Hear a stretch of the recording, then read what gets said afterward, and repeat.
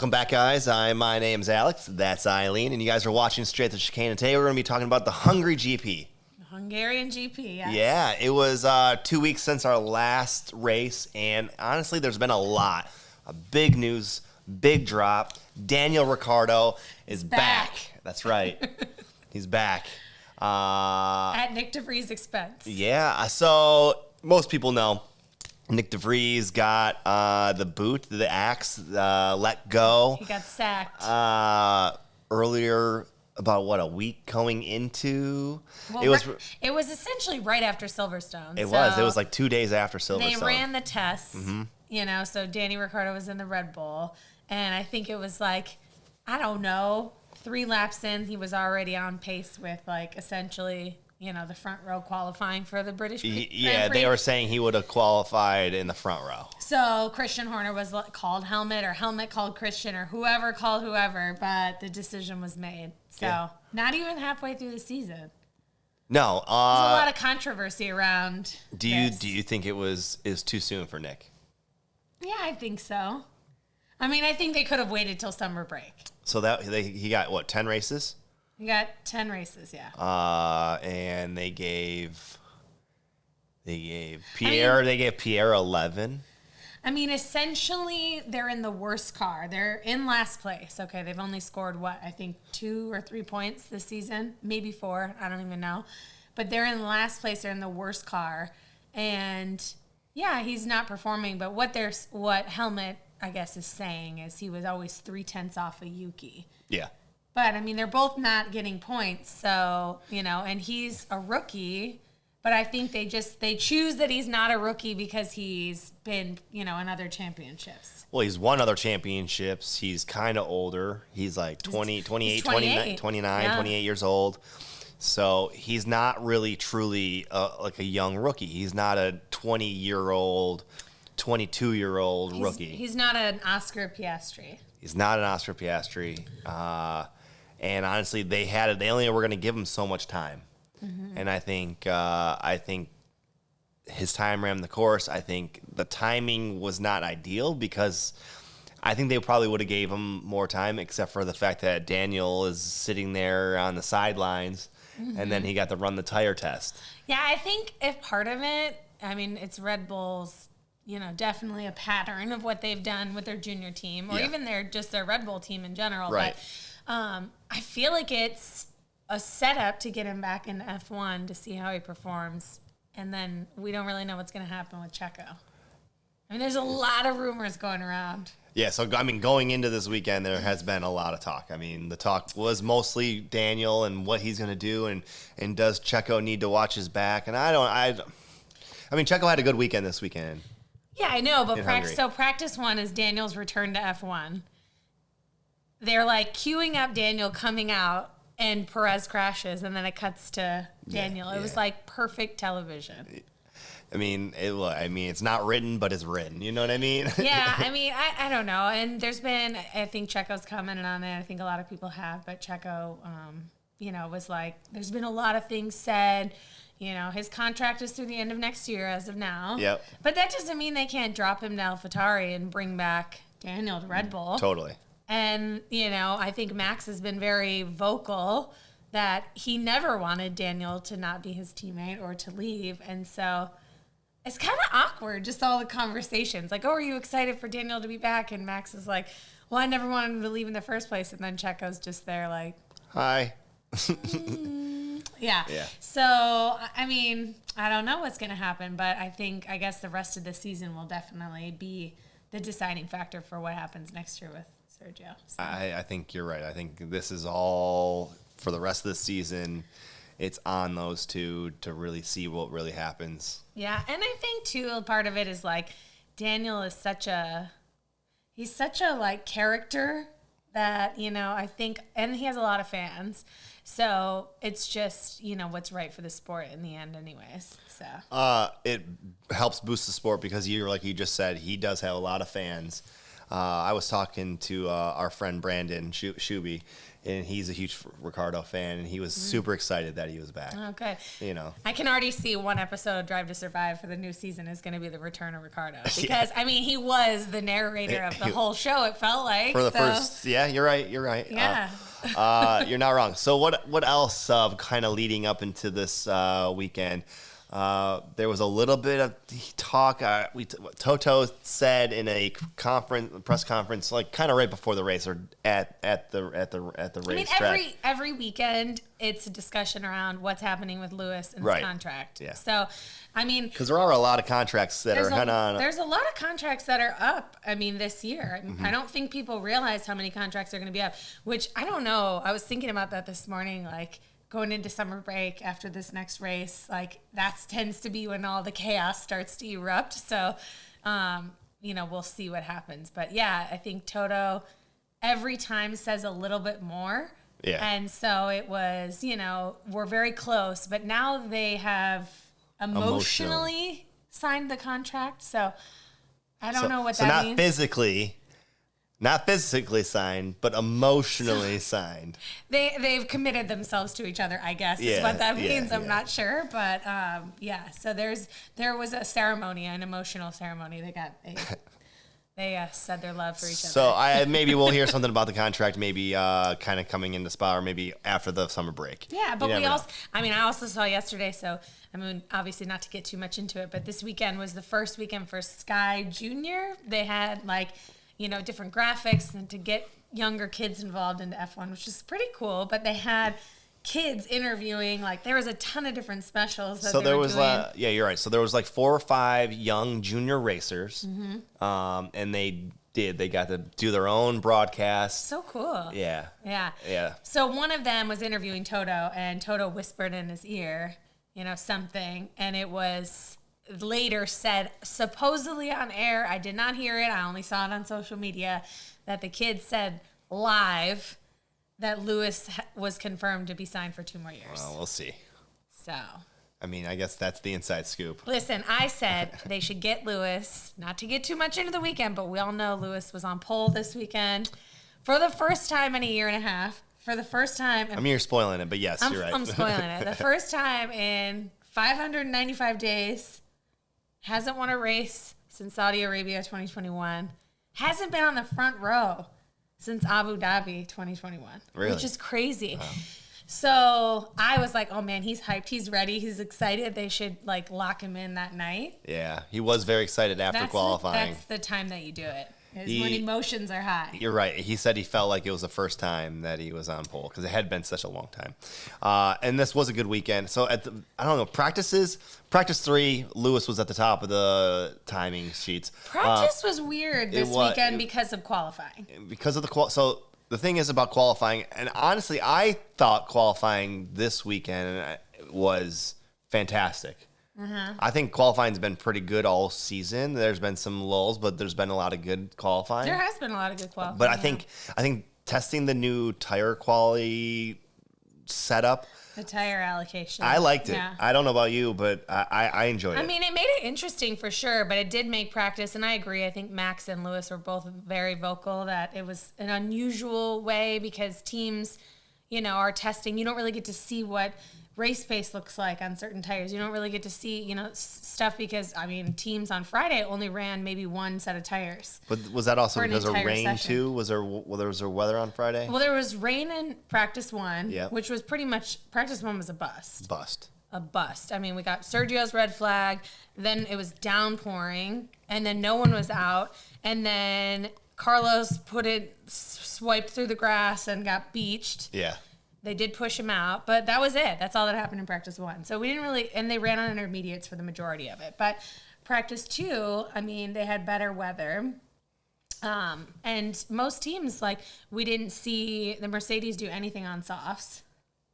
And we saw them pretty much just use 1 set of tires the whole entire session, which was very limited. It was very limited. Even I think Max and the Red Bulls, they didn't really use more than 1 set of tires too. So, it's weird to see. And then, not that they were criticizing, and I think it was Lewis that vocalized that, but when you pay so much for tickets, you want to see some action during practice. So, yeah, he was big advocating for the fans. He's like you just said, that people are paying money to be here. They want the experience on a Friday, and with this tire allocation, because they're trying to save money to become net zero by 2030, they thinking that taking 2 different tires is 2, right? So they have 2 less sets of tires per weekend with this setup. And because they're only getting, 2 hards and 2 medium, whatever, But they're also bringing a ton of wets and intermediates everywhere. And then I heard somebody say, I think it was Lewis say, I don't know if it's true or not, but I heard him say that they just discard, they get rid of. Yeah, they throw away all the wets and intermediates. And after the race. You think about tracks like here. They only use the intermediates on Friday. And then Austin, Miami, Bahrain, Abu Dhabi. When is it? And I know it's rained in Austin, and it rained in Miami for 2 seconds, but not enough to use wet tires. Not even intermediates, yeah. And then Abu Dhabi, when has it ever rained? Literally never.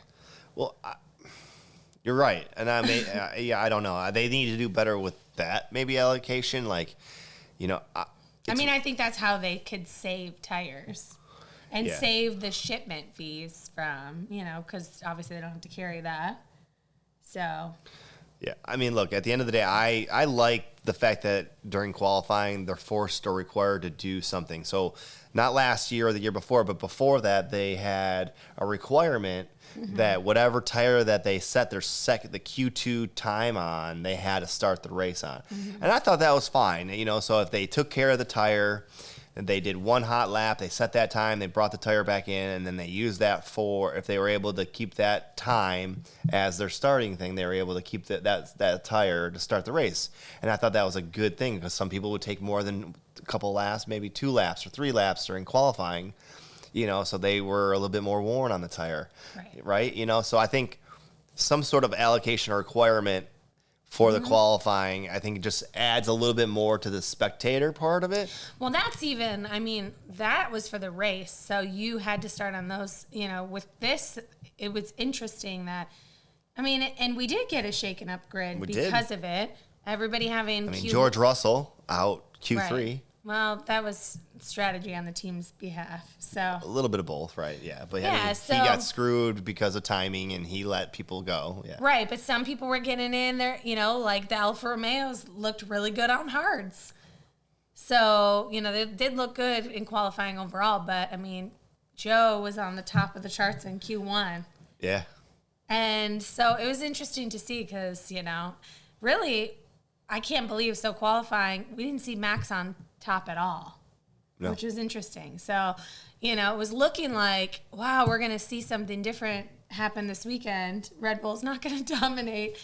Boy, were we in for it on Sunday. Well, I kind of heard Max talk a little bit, and he was mentioning that he didn't have his car quite set up for the qualifying day, and he had it more set up for race day because I think all the teams knew that it was going to be hotter on Sunday than it was any other day throughout the weekend. And setting the car up for those temperatures was probably the most ideal. So when he was in qualifying, his car wasn't in the most ideal settings. But, come race day, thing is flying. He says it's on rails. It's driving perfectly. It's always on rails. This year it has been always on. Well, the last 2 years, I guess. The car is very enjoyable to drive. He's won 24 races since the start of last season. He's won 7 in a row at this point. So, but yes, back to qualifying. I think it was a cool new format to see. It'd be interesting to see going forward. I like the finesse of everybody getting to choose whatever they want because some teams may overdo it and they overuse their soft compound. True. And then they kind of shoot themselves in the foot. Whereas, everybody being on the same tire, I think it does kind of allow, if you make a mistake, and then we saw obviously with the race, people who didn't get into Q3 had different tire allocation for the race. So we saw a different strategy with that. So there's a lot of different things that, kind of made it exciting and interesting. It was exciting. It was exciting to see how well Alfa Romeo was doing on those hards because they were on the top. And, they ended up qualifying the best that they've ever qualified. I can't think of, I don't know, I'm having a blank with his name, not Valtteri, but his teammate. Joe. Yeah, Yeah. Joe qualified the best that he's ever qualified. Yes. You know? Well, it was the best qualifying for Alfa Romeo since like 2012. 12, yep. Yeah, so, I mean, it's crazy. Yeah. So impressive to see that. Let's see what else. McLaren, so Lando was P1 and Q2, so they were looking really good on the mediums, which was, exciting. So this is, we didn't really know what was going to happen with McLaren going into this weekend because they were like, well, Silverstone suits the car a little bit better. Yeah. And this is a much different track, so. These are like a low to medium speed corners, almost the whole entire track, and they were concerned. And honestly, Ferrari was talking about how good their car performs in medium to low.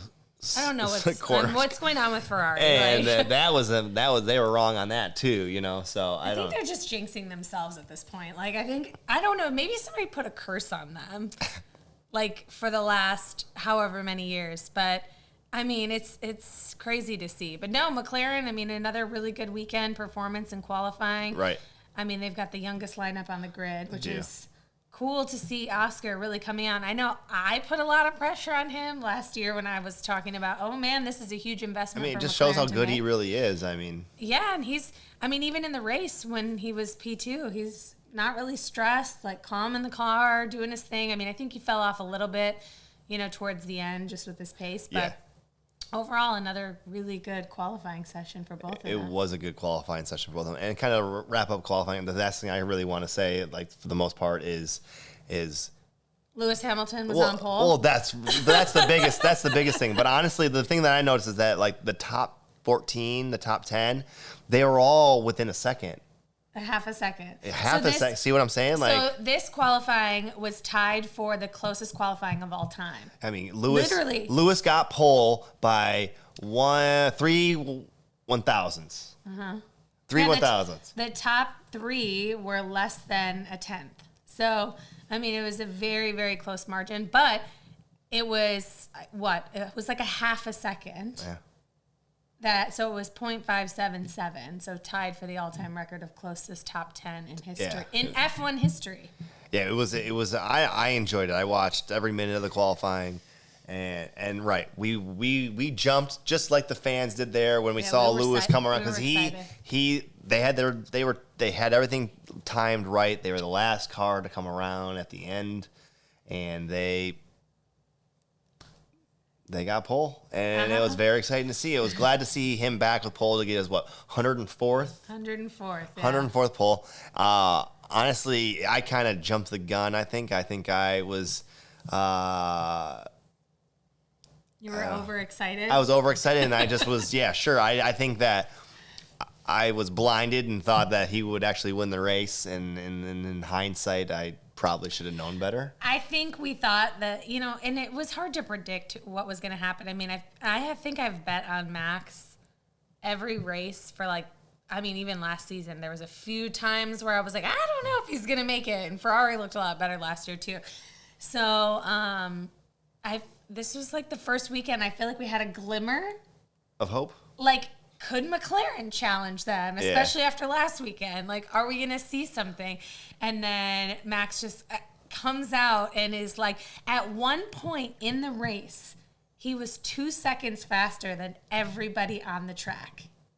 He had 8 out of the top 10 fastest laps of the whole race. I think Lewis had 1, and maybe Perez had 1. Perez had 1 or 2. When they first came out. But 8 out of 10 went to Max. So, I mean, and to be literally 34 seconds ahead of the second person. And he jokingly in the press conference said he could have pit for softs at the end. He could have pit for softs, but he already had fastest lap, so he didn't need to. He didn't need to. He would have if he didn't have fastest lap. Crazy. Yeah. So, yes, we were in Delulu land, as most people would say. Yeah, so every Sunday morning before the race, we kind of drop our predictions, and we were both wrong on that. I think we were in Lululand. Unfortunately, the car's looking better, and we have more teams fighting at the front. Yeah, because now I would say high speed from I don't know why I keep drawing a blank today. High speed from McLaren. Well, the high speed from McLaren in the last two races being in Britain and then now here, they're two different tracks completely. And they looked good. So I would say their car is ready to rock on pretty much every track from here on out. Now, I've also heard that a lot of the guys are saying that this was the only track that they thought that Red Bull was going to really, truly struggle at. And after this race, it was... That's funny. That's why we heard Lando say it, you know? Oh, my God. I mean, whatever. Yeah. I don't know if they're going to struggle at anything. They've now won won't. 12 consecutive races in a row and have a new record that has in 1988 McLaren. I think it was 1988. Something like that. It was either that or no, it was 88 because it was either 88 or 98. And I'm like, so my entire life they've held this record, and so Red Bull broke it. So 12 races in a row, new history. It's probably going to be more. Max has now tied. I think Nico Rosberg has 7 consecutive race wins in a row. I feel like Michael Schumacher. What does Lewis have? Do you know? I don't know. Is it 8 or something? Or not even. I don't even think he has that many. No, you're right. I don't think he has that right. Yeah. But he does have the new record for most poles at the same circuit. So he did get that. Another record 8, for him. Right? 9? It's 9 now because he was tied with Ayrton Senna. At 8. And Michael. Yeah. So we had a few records, be broken this weekend, which was exciting to see. But yeah, the race, Max ran away with it. Yeah. So I mean, honestly, compared to qualifying, the race was boring. Yeah. It was. And there was a lot of hype around this weekend. There was a lot of hype. There's a lot of hype. And then you keep hearing people say, a lot of them, this is a tough track to pass at, But if you talk about last season and the season before, there has been a lot of really good racing here. Well, Max won from P10 last year. That was last year. Yeah. And then the year before that, wasn't there another? Yeah, Lewis, remember he was on the grid by himself, and so he was last. Yeah. And then he finished P3. So from last after lap 2, pretty much. Which was like there was only 14 drivers left on the grid, I think. Yeah. Was that Bottas Bowling? It was Bottas Bowling. Bottas Bowling was 2 years ago. Bottas Bowling was 2021. Yep. And so the Red Bulls were out of contention. And I think a Ferrari and an Aston. There was 6 cars out on that. Remember, it was so chaotic. Yeah. And Esteban Ocon won because he, made the right strategy move. Vettel ended up getting disqualified that race because of the fuel sample. I remember that. So Lewis technically finished P2. Yep. But it's normally been a pretty interesting race. I think that's why I was excited going into this is I like this track because it typically brings kind of a jumbled finish. You see some excitement. There's typically some crashes. Now I feel like, rain typically was a mixture into that on why we saw some of the chaos. And we've had a lot of rain this year already, so I was okay to not see rain. We have, and every year going into Spa, I have PTSD from 2021, so let's just hope it doesn't happen again. Yeah, we've already had a race cancellation this year too, so we've got enough with the rain. Let's see some good hardcore racing. That's why we were, I was excited too for this race. I wasn't listening to the drivers say that it's going to be hard to pass because the last 2 years... They say that every year. I do, and I felt like the last 2 years, it's been the exact opposite, and we've had some good stuff. And honestly, we were wrong. I was wrong. I mean, there was some good racing. Right from the jump of this race this weekend, with Lewis being in front, he seemed like he didn't get as a good a start. Yeah, he said he had wheel spin or whatever. He had an okay start at first, but then had wheel spin, so he kind of fell back, and then he got swallowed up. Max had the inside corner, pushed a little wide. And honestly, for this season, Max has had a bunch of not so great starts. He's had a few that he have not been great, but this weekend he was locked in as soon as he said it in the press conference. As soon as he let the clutch out, the wheels were locked in, and you could tell right from the start he was on the inside line, so he already had the advantage of being on the inside there, and there was not even. They were neck to neck, pretty much neck to neck, and it was all about who was breaking the latest. Which is always Max. So, and they were both pretty fine. No, there wasn't any pushing or anything. They were very fair in turn 1 right there. I know. How many people thought they were going to crash into each other? I think you were. I think you thought that. I mean, I think most people probably did. I mean, given their track history, this is the first time they were lining up next to each other. So in a while. There's definitely some unspoken what's going to happen. Yeah. Even Christian Horner was like, man, I don't know. We just need a clean lap one. We need a clean turn one. We've seen some incidents between these two. So, and, I think Nico before the race kind of put it best is they kind of both didn't have anything to lose. Yeah. Lewis isn't in the championship battle. Max already really has it in the bag. We said it last episode. Max doesn't even have to win any more races this year. He has to finish P2, essentially. Top 5, really. He's scored the maximum amount of points pretty much every single weekend. He's either been P1 or P2. He's only finished P2 2 races this year. This is kind of crazy. Yeah, I think the car is super reliable. And I think he's performing very, very well. The only reason that he lost those 2 races was due to a technicality because either qualifying or there was some type of an issue. Yeah. Probably would have won every single race. Probably. You're probably right. Which is scary. My God, I'm scared. So, I don't know. I kind of want to talk a little bit about Aston Martin. Is McLaren the new Aston Martin? Is McLaren? I would say they're back on being on top of them. I think Aston Martin has fell back a little bit, I feel like Aston Martin did worse than Ferrari this weekend. They did. And so that's a little bit of a bummer. Obviously we saw Fernando, at the top of his game, it felt like, this year. Unbelievable. I think he's still at the top of the game. However, I just don't think. I think was it last weekend? Last weekend they brought upgrades, and the upgrades didn't really work. Yeah. And so I think they're back at square one with the upgrades. Which is interesting because McLaren and Aston pretty much have the same car. Even Lando said it in Silverstone. He was like, I don't think our car looks like a Red Bull. I think it looks more like an Aston. They both have the water slide side pods. Uh-huh. And so, I don't know. It's weird.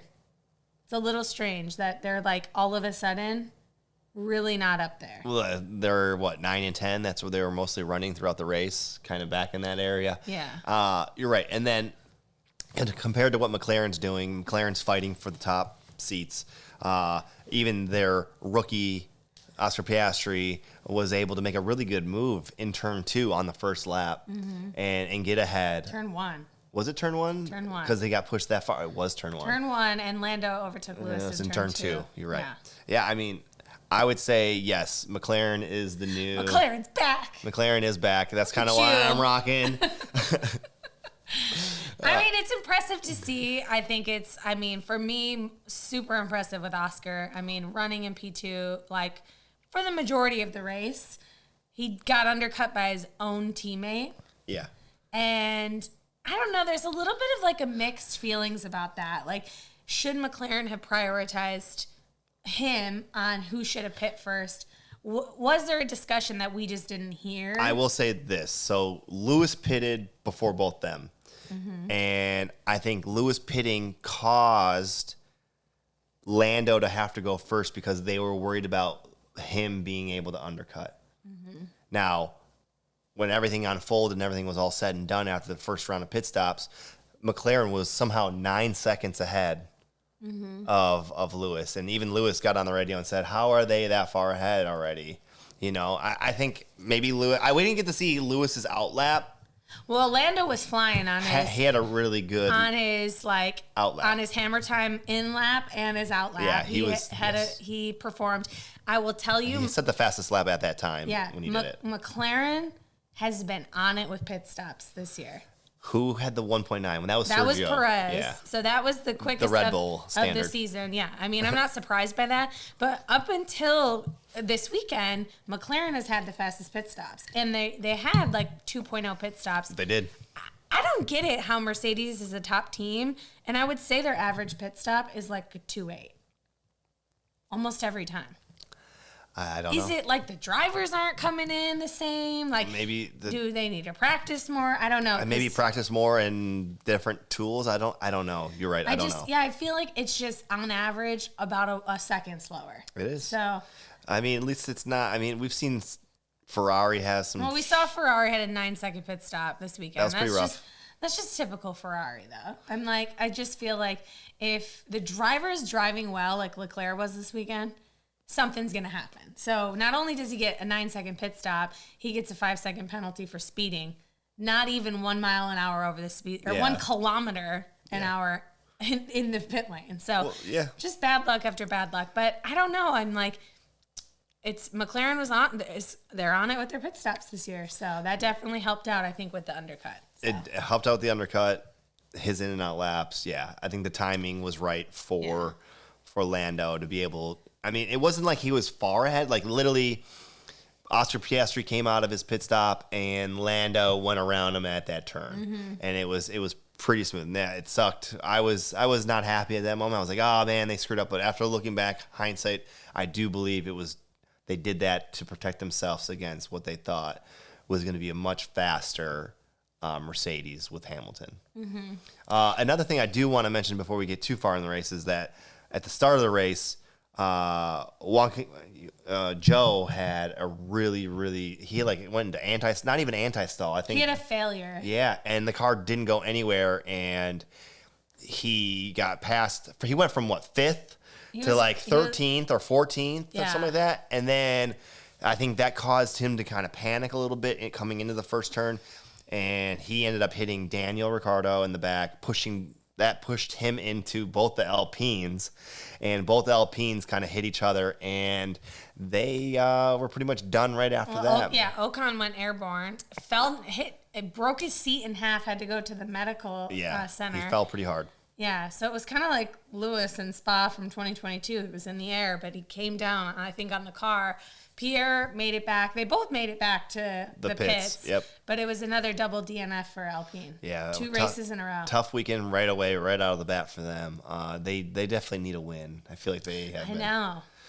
Ocon's been sitting at 31 points. The only reason I know he's been sitting at 31 points is that's his number too. Yeah. And it's like, does he just want to be at 31 points? I don't think he just wants to be there. Yeah, so it's been tough. I would say, the bummer team of this season so far has been Alpine. I mean, we've definitely I would question Alpine and AlphaTauri. They've been the two tough teams. Yeah, I just think Alpine has had the mix of, they hit each other in Australia on the restart. They did. Their engine issues and just their reliability issues have been really tough, and then just bad luck. Like there's been pace issues, qualifying issues. We've seen Pierre be out in Q1. Like it's been really challenging for them. So. This weekend here, it was not their fault for getting the double DNF. They were just in the wrong place at the right time, essentially. Right.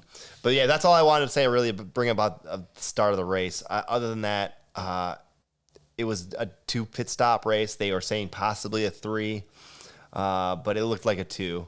And it was about the same strategy. It was either hard, medium, medium, or hard, medium, hard, So it was, we saw a couple people start on softs. They pitted pretty quickly. And, other than that, it was pretty standard. Yeah, no yellow flags, no safety car. We had a double yellow for 3 seconds on the last lap with Logan Sargent, but... That was it. We had no safety cars, no virtual safety cars. That last lap when he pitted in, he came in and he was able to get into the pits, and then they retired the car. Right. My opinion, that whole race was very clean. Yeah, it was. There really wasn't a whole lot of drama. There wasn't, and honestly, Max was able just to lead right from the jump and didn't look back. Sergio Perez did do pretty well with his car. He came on a really good charge. I think he used all of his tires in the last stint when he was on that charge, and he kind of got stuck behind Lando because Lando was kind of able to hold him off, and then that caused Lewis to kind of come back. And I think I know you mentioned it, if there was maybe 2 more laps, possibly Lewis could have battled for that third place spot. He came back, so Lewis was 7 seconds behind Piastri, caught him. Yep. Then he was 8 seconds behind Perez. And, we were seeing Perez on the charge to Norris, and Norris was under pressure. It was for a moment. Being stressed out Norris and yelling at his engineer like normal. He's like, I'm managing everything. I'm doing everything I can. Shut up. I'm like, oh my God. And he's getting pissed off at people with their blue flags not getting out of the way fast enough. They're not even racing for anything. When McLaren 3 races ago was right there. Racing for P17. So, I know emotions are high, whatever. But yeah, I think, Lewis did have a good charge once the fuel was burning down. He was feeling better with the car. And he finished 1.5 behind. Behind Sergio, yeah. So maybe 3-4 more laps, because it's tough to say. Like, you know, you could really only overtake on the first corner, and that's second corner, because there's those it. 2 DRS spots right there. You're right. So I don't know. I think there was some good moments from P2 to P5 in that little shuffle because of the pit stops.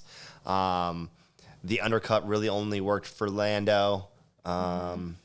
And I'm sure there was probably some stuff in the back of, bottom of the midfield, but honestly, somewhat of a boring race. Yeah, somewhat. I would say, the 2 people who put on the overtake show would be Sergio and Russell. Okay. So Russell was P18. He was like totally out of order because of his bad qualifying. I guess we haven't really mentioned him much yet. Yeah, we haven't. And he put on like probably the best show. For me, he went from P18 to P6. And, I really think driver of the day should have gone to Russell when I think about it. I think, we tend to only see what F1 puts out from like an overtaker who's, really like, I guess battling or whatever. Yeah. And so, or I would say like Norris or Piastri, which they were both. So it was Perez, who was F1's driver of the day, voted by the fans. And then it was Norris and Piastri were the other 2 that were up there. And it was pretty close. But Norris in his post-race interview was like, how did he get driver of the day? And there's a lot of conflicting feelings out there from, fans. As Sergio's at a rocket ship. He qualified P9. Of course, he's on the charge back through. He should end on the podium. Could have. When his teammate finishes 37 seconds ahead of him. Yeah. So, and there's a lot of hate out there. I think a lot of haters on Sergio right now just because of everything that's going on. But I think George did a great job this weekend. I think, he kind of, when he's in those situations, just puts his head down and goes through. And so that was impressive to see. He played the team game. He let Lewis by. And he still was able to finish pretty much right behind him. Yeah. Now, there was a penalty for Leclerc, but he did almost catch him on that last lap, too. He did almost, yeah. So, yeah. Yeah. So I don't know. That's pretty much. I didn't pick Sergio as my driver of the day either. I was either George Russell or it was Oscar Piastri, just because he's been able to do it 2 weekends in a row now that he's been able to maintain a top 5 finish, and really, for a rookie, that's pretty good. Yeah. I mean, under pressure, I think he's doing a really good job. Yeah. I think, I'm like, overall. Look, we got a back-to-back race coming up. We got Spa coming up next. This is my favorite track. It's very demanding, very much technical. Lando even said he's scared of turn 1 because that's such a slow turn, and he doesn't think his car is very good at a low turn. But we're probably going to get proven wrong.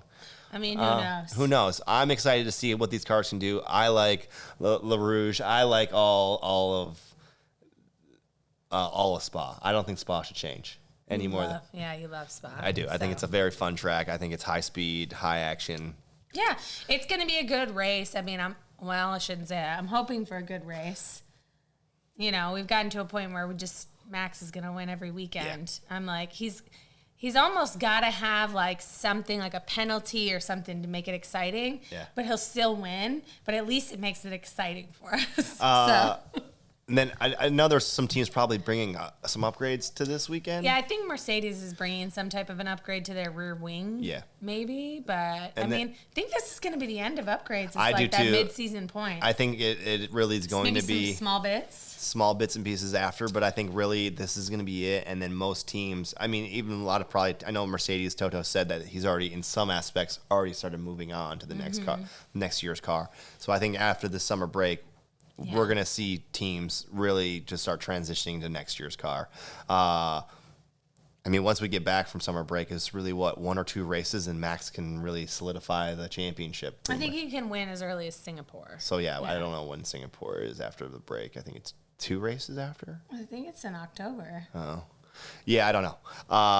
The only other thing I want to mention is the cost cap issues. Oh, yeah. We didn't even talk about that. That was before kind of going into the weekend, too. Yeah, so that's the rumor. We haven't heard anything really solidified, but it's rumored that 3 teams did break the cost cap in 2022. The only two teams that I've heard that are like potentially, and I mean, nothing is solidified, is that Alpine and Aston Martin are potentially two teams that went over their budget last year. Yeah, and what Stefano Domenicali is saying is that the cost cap infringements should come with a basically like a point deduction or not a financial penalty. It should come with something a little bit more severe. So I think they realized after last year that a financial one really isn't gonna affect them too much. Yeah. So I think still like wind tunnel time will play a factor into it, but we'll see what happens. I think we're going to continue to see people break the cost cap because everyone was very vocal last year, like, oh, well, if it's just a fine, then it's just a fine. So they've got to come down on that. Yeah, so that was the big rumor. Then there was a smaller rumor, and I don't know if anything's true. Maybe some other people can solidify. It's about the Red Bull engines being turned down. No, it's about the DRS wing. Oh, the DRS wing being different too. Yeah, yes. So, I mean, okay. So there's conspiracy theories everywhere, but essentially they're saying, the gap, and clearly the race didn't really reflect that. Not at all. But qualifying, we're not seeing as big of a piece like what we've seen in the past. Teams are getting closer. There's a little bit of a closer battle with Red Bull. I mean, look, they weren't even on pole this weekend, which is weird. But I think it was just because of the way the car was set up for a hotter day than what it was actually. Yeah, sure. That's my opinion. Whatever you want to say. Yeah. But essentially they're like, oh, you should look into that. And Lewis being one that's obviously very vocal about it. Red Bull has slowed down. You guys should look into that. They used to have this really dominant DRS straight line speed where, I mean, they were like, I don't even remember how much faster with DRS. Now all of a sudden they don't have that advantage. So Is there something wrong? Is it rear wing gate like it was in 2021? Is that what Lewis is trying to say? Is somebody needs to look at their rear wing like they did his? I don't know. Were they running an illegal rear wing in 2021 and now we're trying to fight back? I don't know. But they're fast. They're fast as hell. So, I mean, irregardless, they're still killing it. Yeah. But. All right. Anything else you got for us? I think that sums up the weekend pretty well. Great qualifying. We like the new format. Boring race. Yeah. I'd love to hear what you guys thought about the format, the tire allocation. I'm curious. We're biased, and I only know what she knows. We're going into Spa. It's sprint weekend number 3. It is a sprint. So we've got that, which I know they're looking at more different options for kind of changing the weekend format for the sprint. And also the big thing was a Grand Slam being discussed for sprint weekends. If you're on pole for both, if you win both the races, getting some extra points. So that's cool. That's something that, the president had mentioned is trying to kind of think about maybe for next year. So more to come. So, all right. I guess one last thing, it just came to my mind before we get out of here, the gentleman's agreement. So the big thing was during qualifying, and it was mostly due to George Russell getting passed, coming out of the last turn onto the straightaway to go do a qualifying hot lap. Now, he left space for the car in front of him. Now, usually a gentleman's agreement, when everything is all kosher and fine, people just stay in line and do their thing. Now, because of timing and people didn't get their first lap in really good and they were coming against the clock, people were just kind of cutting in front of... Yeah, he had 4 cars overtake him into the last lap. So not only was he just thrown into so much traffic, so he really got screwed over, but he did have 4 cars overtaken. We see it every qualifying, though. The end of typically Q1. It's always a mess. Because there's so many cars. Yeah. And George even said, he was like, not to criticize the whole gentleman's agreement, he was like, I would have done the same thing. And I think I've heard a lot of other drivers say that. And honestly, it is what it is. It's a driver's agreement. It's not a rule. Yeah. There's no rules against it. And I would not want to see a rule where they all have to wait in line. Yeah, it's stupid. It's stupid. I think... Because then someone's going to hold up somebody because they want to screw that driver that's last in the queue over. And we've seen that happen. We've already seen that happen. I know. We used to see that all the time. I'm like, now I feel like we don't see it too much anymore. Because there has been more of a gentleman's agreement with things. But yes. Well, and there's not as tight of a championship battle either. Correct. Because before, it used to be it was more of a battle. This has been loosey-goosey. You're correct. Yeah. You're right. And that's all. That's really all I had to say about that. I just wanted to bring it because I remembered. I guess that's it for me. We're going to be back in less than a week for Spa, and then we're on a summer break, so we'll have to figure something out during that time. We'll be talking, I'm sure, about contracts. Yeah, yeah. So I guess that's it for me. If that's it for you, that's it for me. That's it for us. We'll see you guys in about a week. Thanks for watching. If you haven't yet, you guys made it this far. Thank you. Like, subscribe, whatever it is that you guys do. Leave a comment. Tell us what you guys saw of the race. We appreciate it. That's it. See you guys. Next time. Bye.